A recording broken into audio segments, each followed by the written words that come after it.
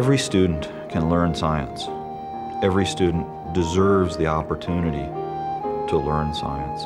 Today we're going to take a little journey into the post processes of reproduction. Once reproduction has occurred, what goes on then with plants? The stronger content, knowledge, and understanding that you have, the more you can challenge your students.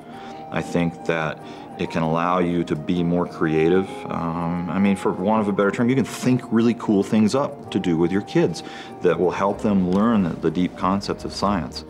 What they end up doing is discovering. In science, creativity is really important.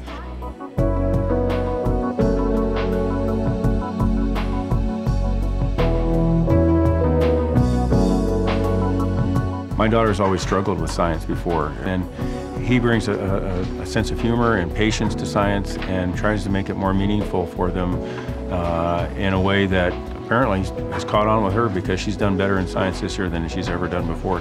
I like doing the labs, and when we do hands-on activities and when we get to experience it without just seeing it on a television, we get to experience it. I believe that if a student can learn a science idea by getting their hands on it, then they should learn that science by getting their hands on it. And if I can set up an opportunity for them to touch, feel, look, smell, see, hear anything from the natural world, then I'll do that. When we have a question, we ask him, but he doesn't tell us the answer. He just gives us a clue so we can figure it out on our own. Where do plants usually get their food from?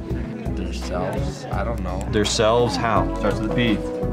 Photosynthesis. I try to follow classical cooperative learning strategies in which you group a high learner with a low learner with two middle learners in between. One of the things that they benefit in is learning to work together. When students are talking about what they're learning, they learn it much better than if they learn it in isolation. Well, I think it's good because you're getting experience figuring out things on your own instead of having people baby you all the time and saying, oh, look, do this, do that. Our society and the individual students themselves need to have these high expectations, these high standards set for them, and then they need to be given all of the opportunities, all of the encouragement, all of the assistance that we can bring to bear to help them to meet those expectations. Anybody who by the end of the week can find out why it's dangerous to eat apple seeds, I'll give them a little extra something on the lab.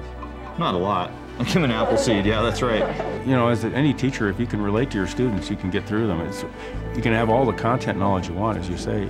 Knowing your subject is only part of being a teacher. I'm tough and I'm fun. If I ever hear them just say, I'm fun, then I don't think that I've accomplished the high expectation, or they've accomplished the high expectations, achieved the standards that I want them to. And if I just hear them say that I'm tough, then I feel like I may have failed a little bit as a human being, as a teacher and a mentor. I want to hear both things. I want to hear that they had a good time learning science.